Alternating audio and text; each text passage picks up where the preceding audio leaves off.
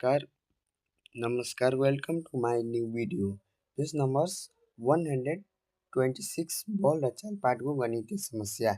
स्थिर अवस्थाबाट धवन मार्गमा दक्षिण दिशातर्फ गुड्न सुरु गरेको हवाई जहाजमा 1.5 मिटर प्रति सेकेन्ड स्क्वायरको समान प्रवेग उत्पन्न भयो र 30 सेकेन्डपछि जमिनबाट उड्यो र हवाई जहाज धवन मार्गमा गुड्दा सुरुको स्थानबाट अन्तिम स्थानको स्थानान्तरण र ठिक जमिनबाट उड्नु पूर्वको कति हिसाब गर्नुहोस्।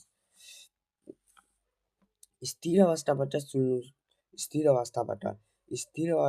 चल्न सुरु गरेको कारको गति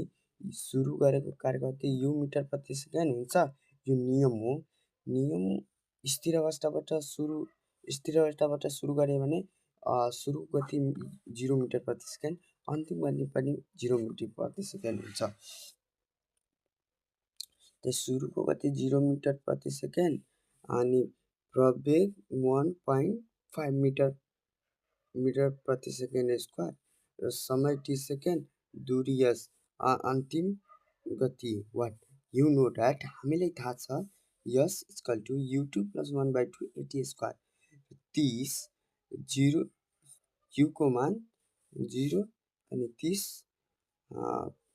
1/2 a 1.6 इन्टु यो 30 a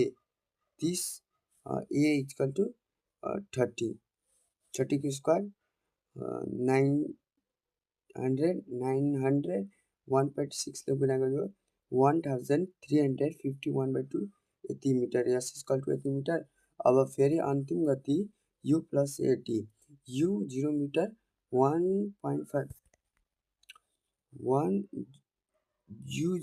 1.5 इन्टु 30 45 मिटर प्रति सेकेन्ड। अब अत स्थानान्तरण यानी दूरी 675 मिटर र अन्तिम गति 45 मिटर प्रति सेकेन्ड। अब बल र चाल गणितीय समस्याको दोस्रो प्रश्न। रोहनले एउटा पुलको माथिबाट नदीको पानीमा ढुङ्गा खसाले र सुरजको तल नदीको छेउमा बसी स्टपवाचको सहायताले ढुङ्गालाई पानीको सतहसम्म आइपुग्न लागेको समय 2 सेकेन्ड पत्ता लगाए र ढुङ्गाको खसाएमा